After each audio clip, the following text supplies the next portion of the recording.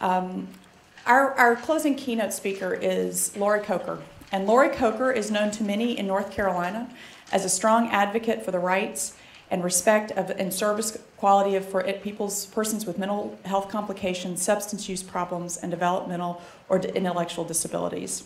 She worked as a psychiatric nurse for years in various settings, serving children and adolescents, adults, persons with substance use problems, and incarcerated persons.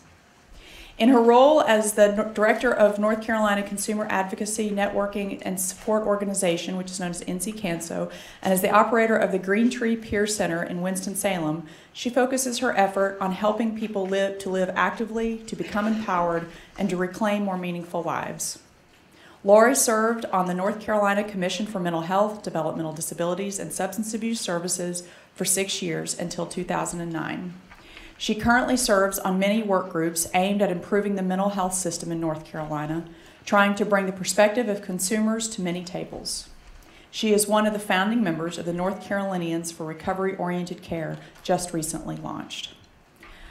So Lori, just like all of our presenters and like everybody in this room, has a pretty impressive list of credentials. And I want to give a little bit of a personal comment before I turn the mic and the stage over to Lori.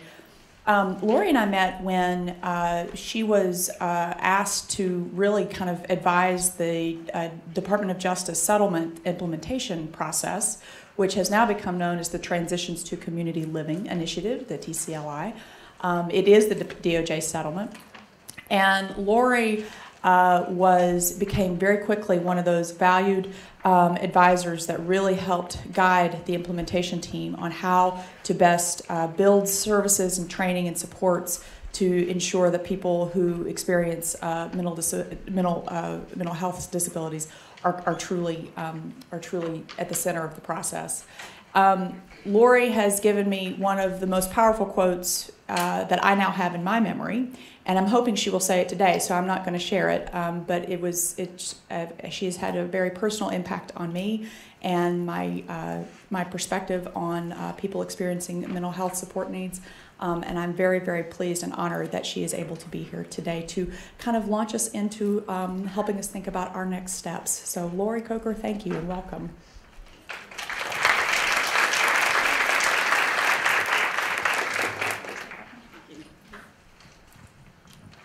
Clicker.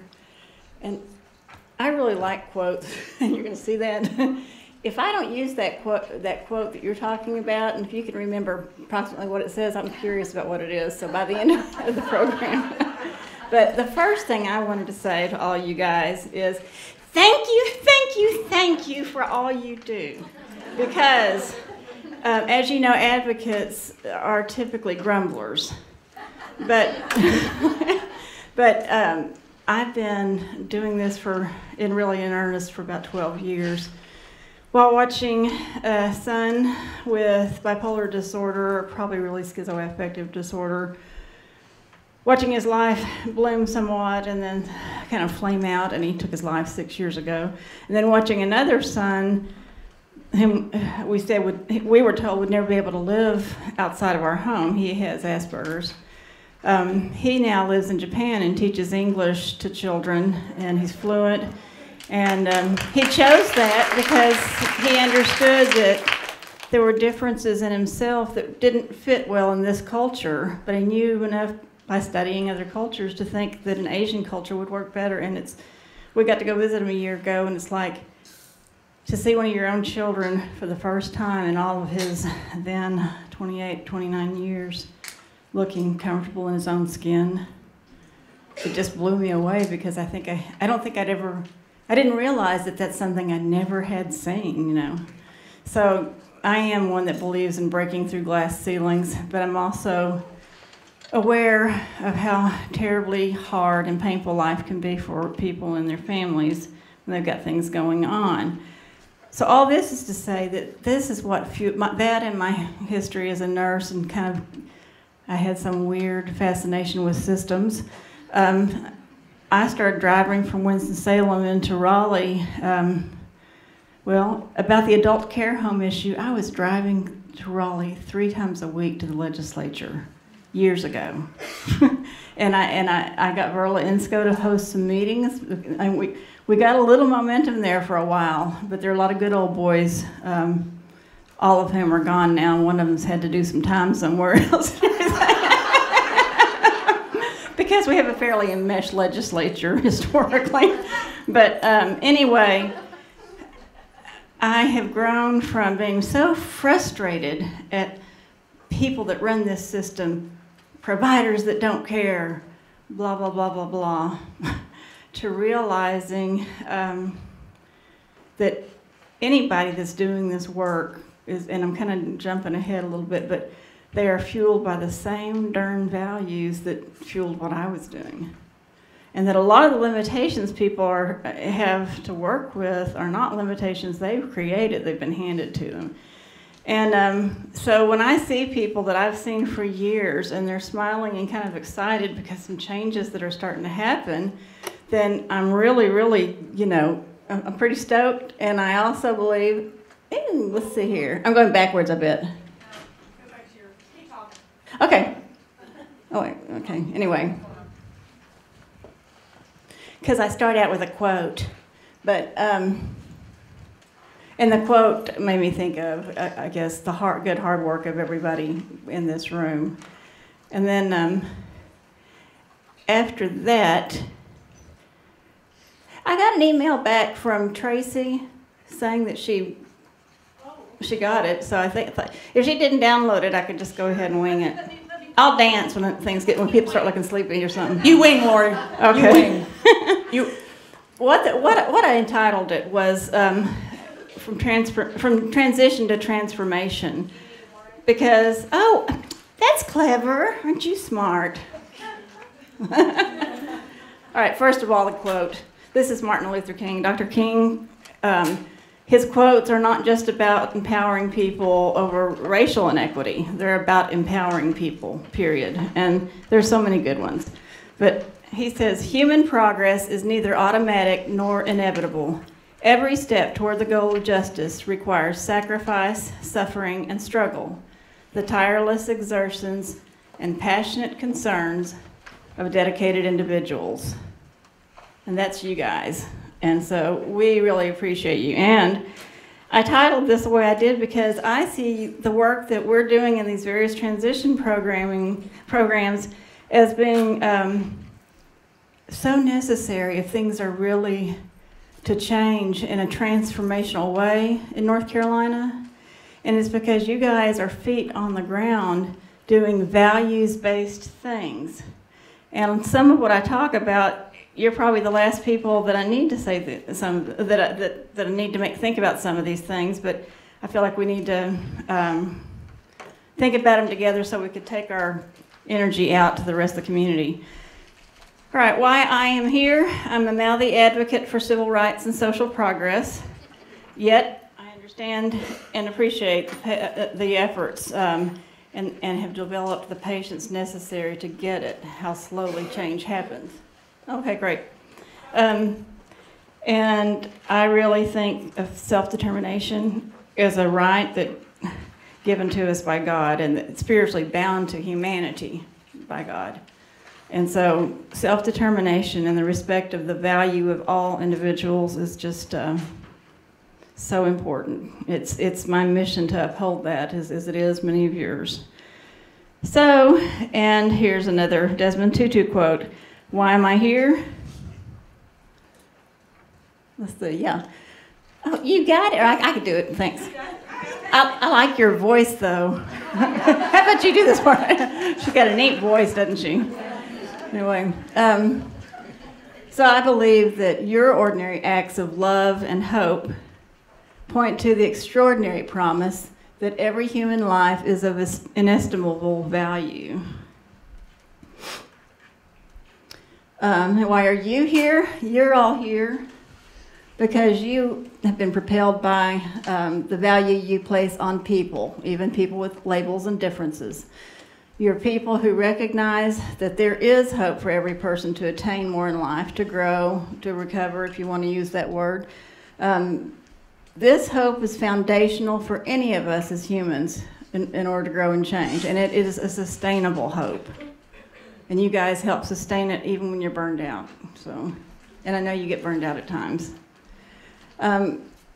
Most likely your hope arises from your belief that all people should be loved.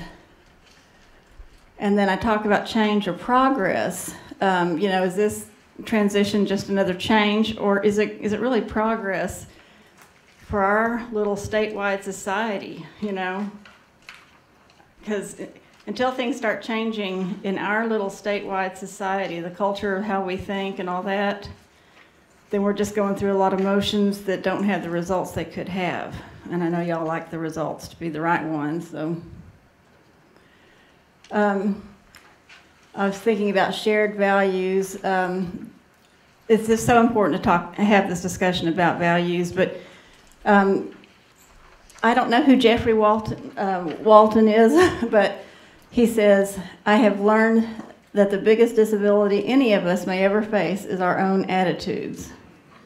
And I think we've all seen situations where somebody may have a label or a difference in how they do things or how they think or process, but it's not really that they're disabled. It's sometimes society, our systems, and I dare say even our families that can disable us. So I was thinking about 4 anchors. I mean, there are a lot more, as I say at the bottom. There are a lot of different values that underpin our efforts, but I chose these 4 that I've bulleted, and I got to choose because I was doing the presentation. Y'all may have chosen some other ones. Anyway, I feel like that these are the values that promote successful transition, and they can actually impact systemic transformation that will benefit all of us if we do these with the values being the foundation for what we're doing. There's the multidimensionality of human experience. This sounds kind of academic, but we'll break it down a little bit. Hope that is superlative, engagement instead of passivity and isolation, and hearing from the folks from the independent living centers and some of the other discussions, I've just been reminded of how dangerous isolation is for a lot of different reasons. We'll probably talk a little more about that later. Okay, and this is an important one, and it may be something that got discussed yesterday morning. I had to miss the opening discussion, but the respect and even the validation of risk-taking as a component of growth and change. As far as the dimensions of human experience, one of the things that's been really, really hard for me as an advocate is I grew up in a time where if you have a certain kind of problem, the answer, especially as I became an adult and a mother, the answer to everything was a pill. If it was, certain kinds of disabilities. It's like there was some stock thing that was supposed to be the answer for different things, and everything kind of hinged on getting your kids to take their pills. While really, in truth, it's not just the chemistry that makes us who we are, which is one thing adolescents hate. That's a concept that adolescents hate because they're trying to develop into multifaceted people. And then we're saying, take your medicine, Anyway, so there's the biological, you've probably heard the bio-psycho-social spiritual thing.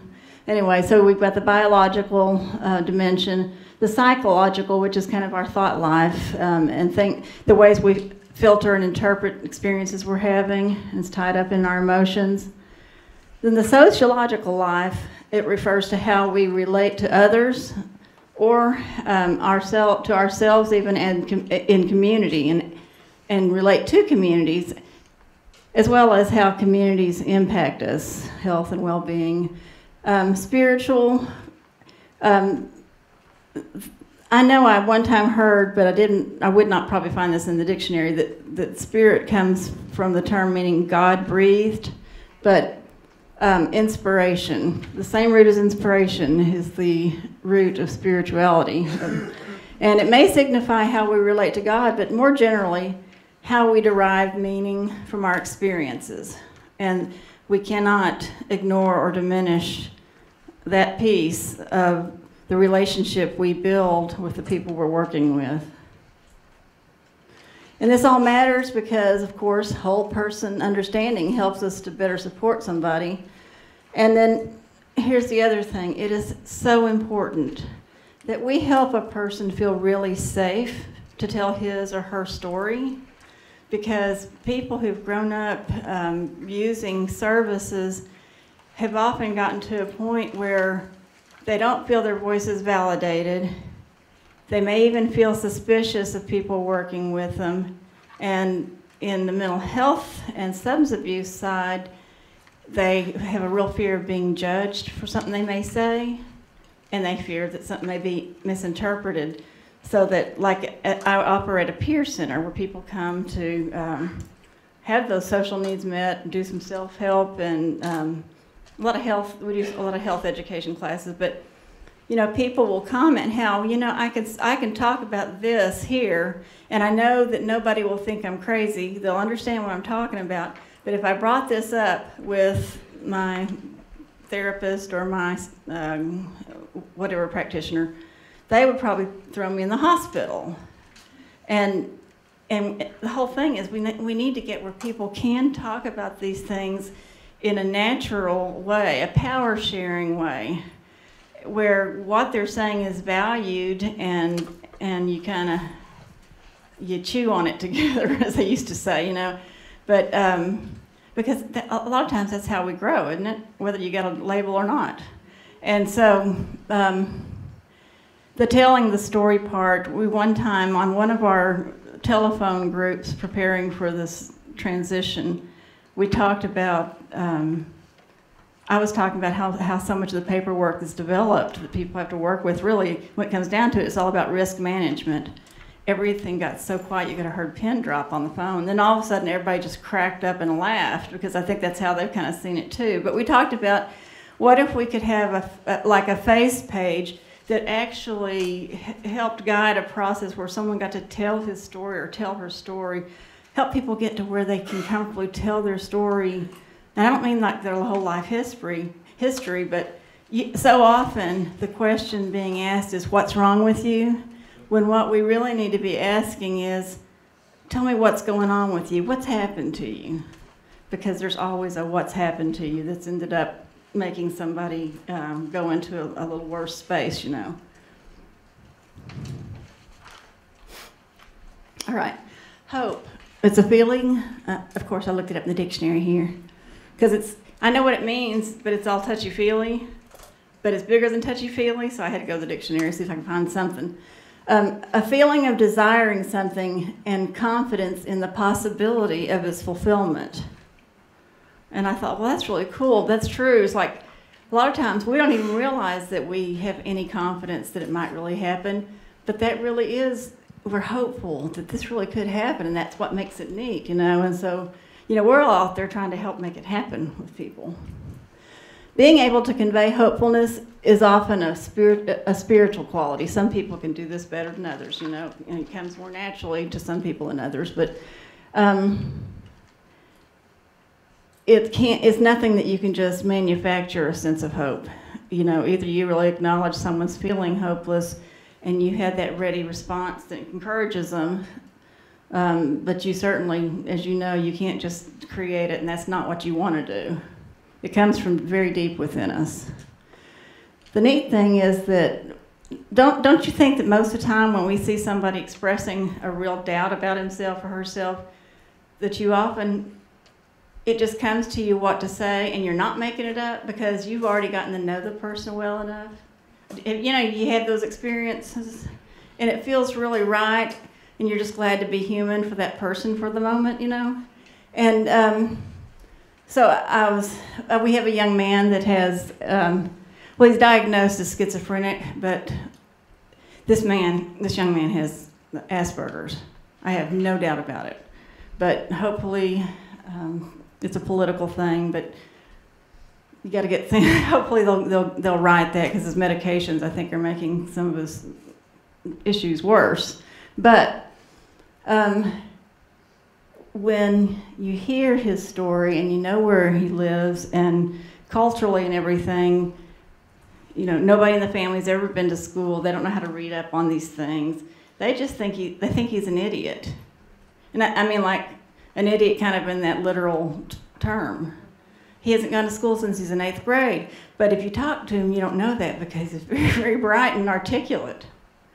And so it's taken some encouragement and then his just experiencing a lot of positive relationships and developing friendships for him to start looking at himself differently.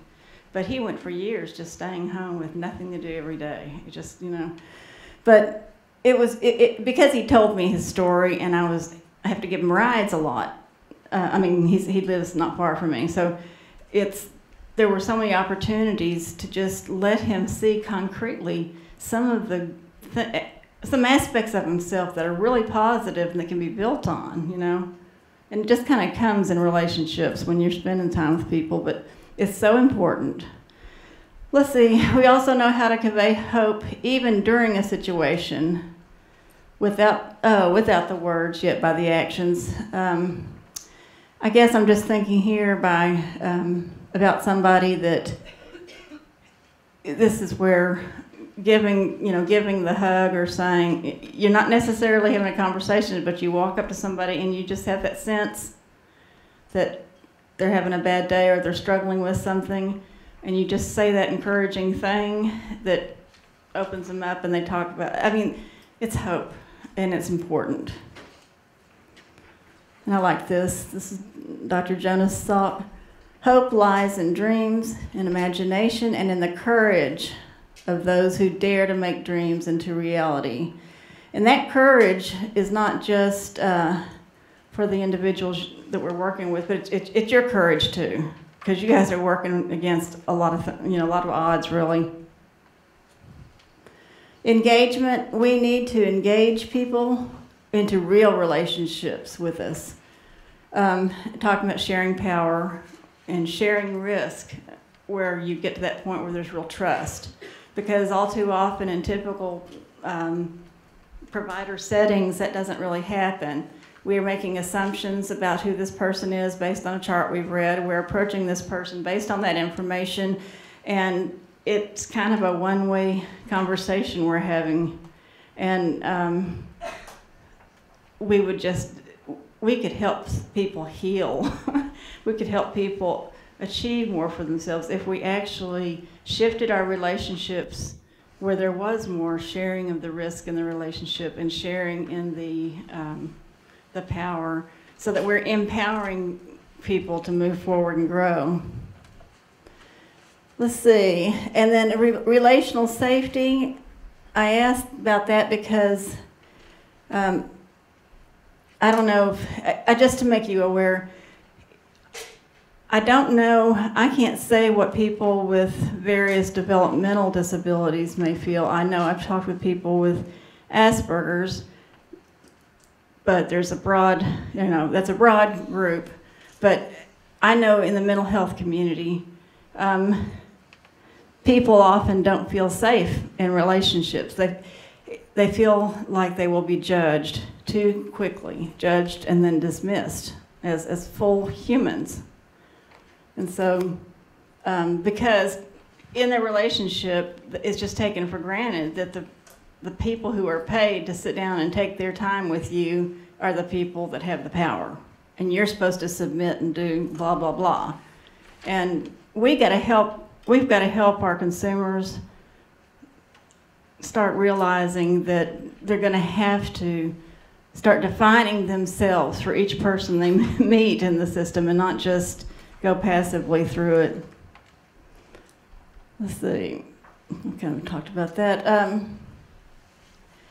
The whole thing about engagement. There's a movement across the country, the recovery movement, that puts a lot of emphasis on true engagement of people, which is that risk sharing and power sharing thing, but where you can really assess where a person is as far as their readiness to go deeper with some changes for themselves, being able to help them recognize changes they might want to make, etc.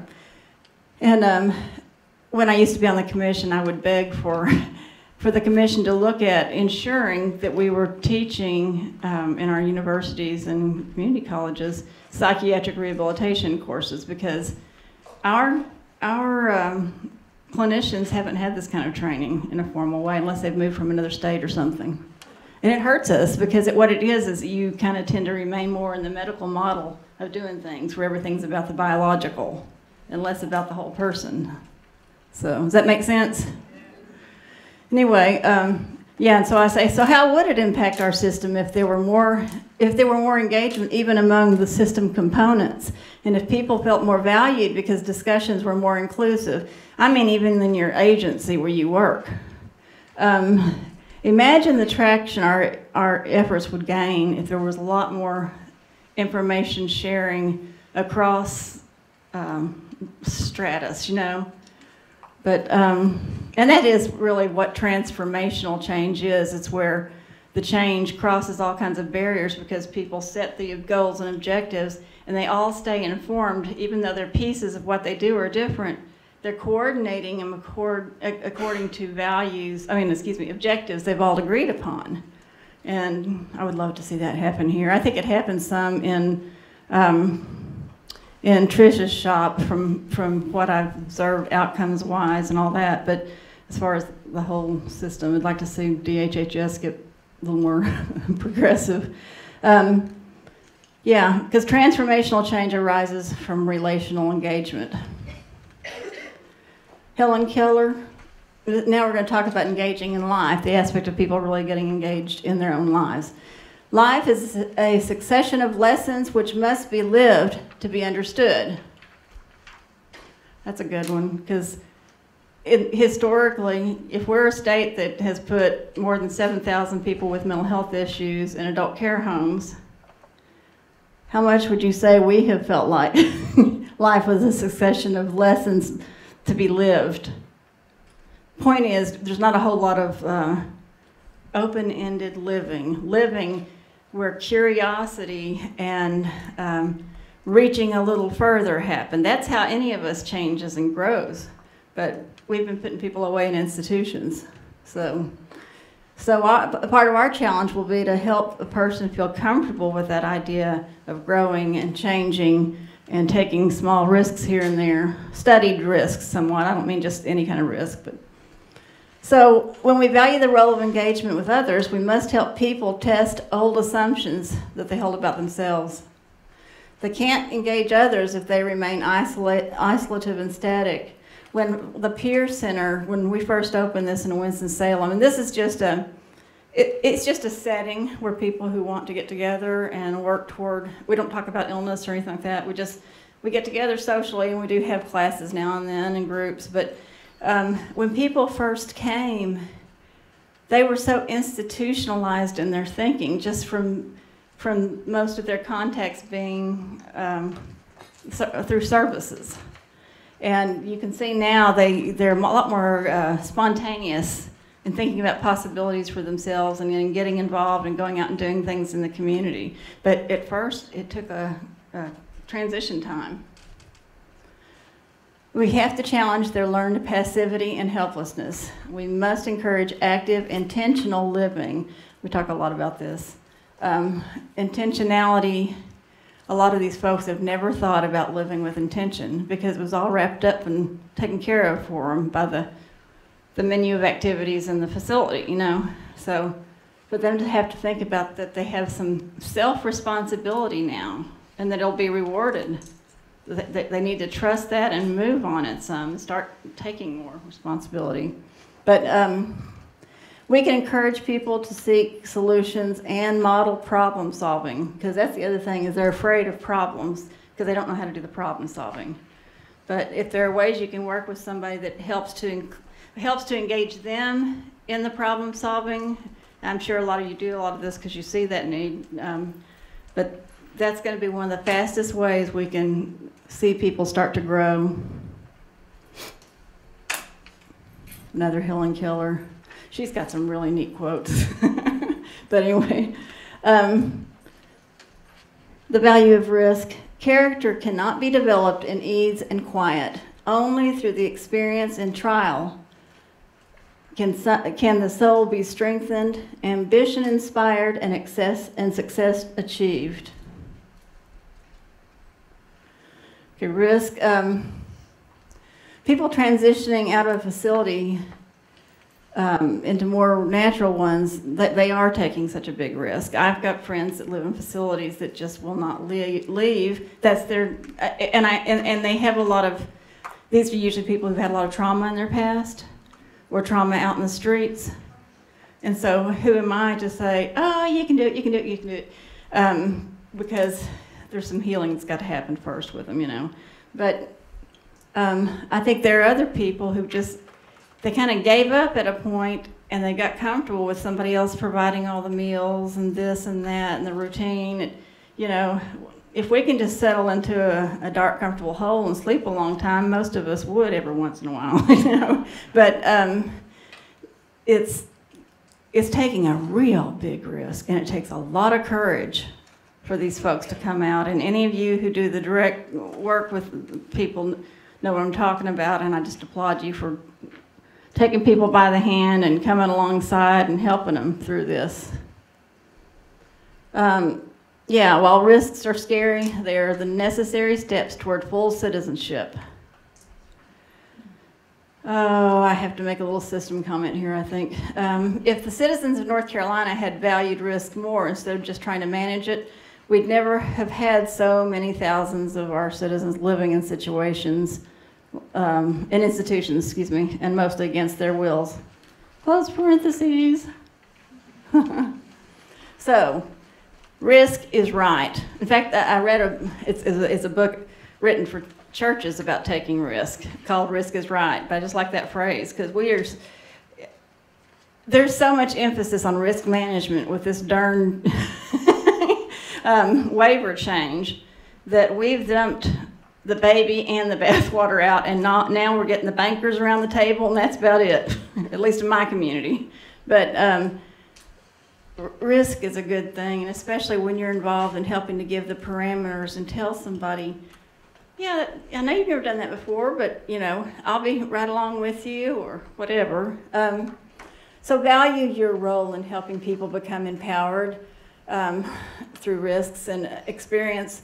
You know, we all grow from our successes and our failures. And if we don't ever let people have some failures, how are they going to grow? And life can be kind of boring sometimes without a failure, you know. So, I mean, failure and picking yourself up and stepping again, you know, that's what it's all about. Let's be sure we're not depriving them of that, even in this process. And also, yeah, risk-taking results in a lot of creative thinking and innovation, whether it's at the personal level or other levels. And you think about it, the real innovators are the people that take risks, or the thinkers that take risks and move on them. It allows us to work for solutions while certain hyperactive risk managers are satisfied with a less effective or even hurtful status quo. And what I mean is the people that count the savings won't use their state dollars to help get somebody out of jail because she doesn't have Medicaid. And she's just 1 point above the threshold for becoming being determined eligible for Medicaid for developmental disabilities. So she stays 5 weeks in jail. I mean, it's just, we've got to be sure that we have some ideals, some values-based ideals driving what's happening, and we've got to advocate for more of that at every leadership level, MCO on up. Because if the system kind of stagnates into this as far as MHDDSA, it will be very regrettable.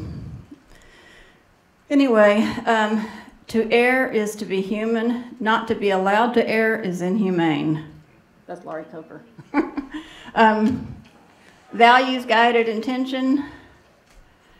An unnamed wonderful person that works in the system and I were emailing each other the other day, and she said something I thought was cool, because I've always thought this, but I've never heard anybody else say it, and it just made you know, that solidarity is so important. But, you know, if our intentions are really right and we remain intentional in our efforts, in spite of any of the speed bumps or holdbacks or whatever, eventually we're going to make some of the progress that we hope for. She didn't say some of the progress, but we have to start with some of the progress before we can get all the progress. But, you know, when you're an advocate, sometimes you feel like any progress is so important. And any progress fuels our hope so much.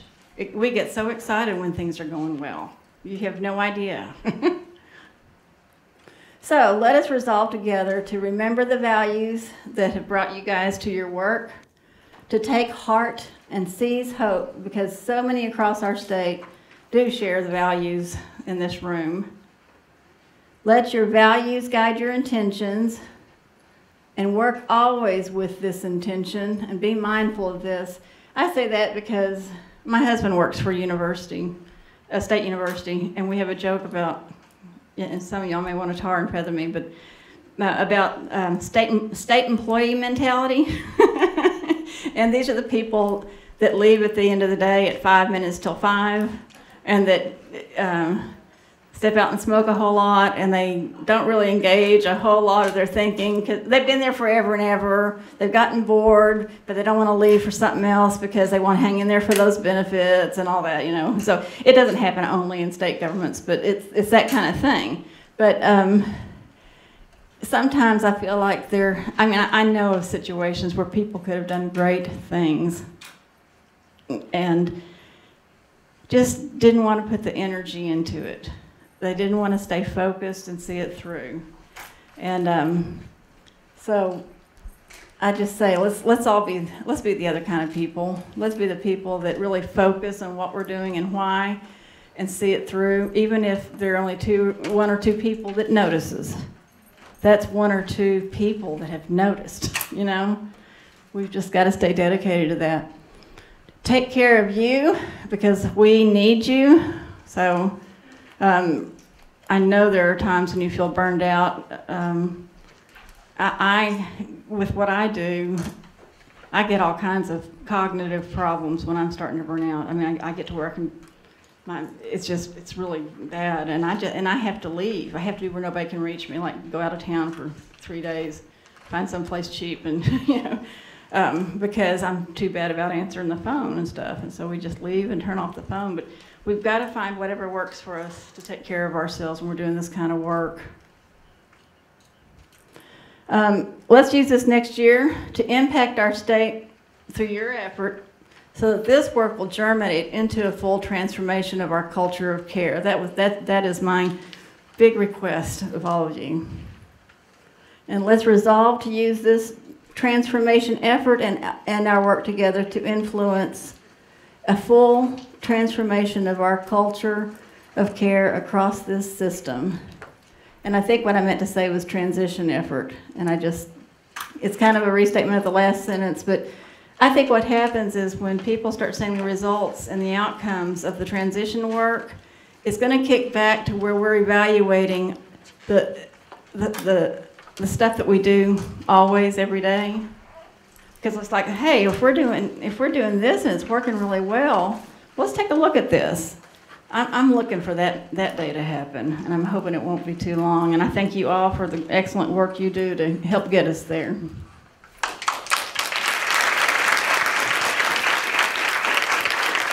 Lori Coker, thank you so much for, I think, in the gentle, humble, soft-spoken, but unvarnished way that you do, letting us know kind of what our challenge is and what kind of laying the gauntlet for us to hopefully meet it.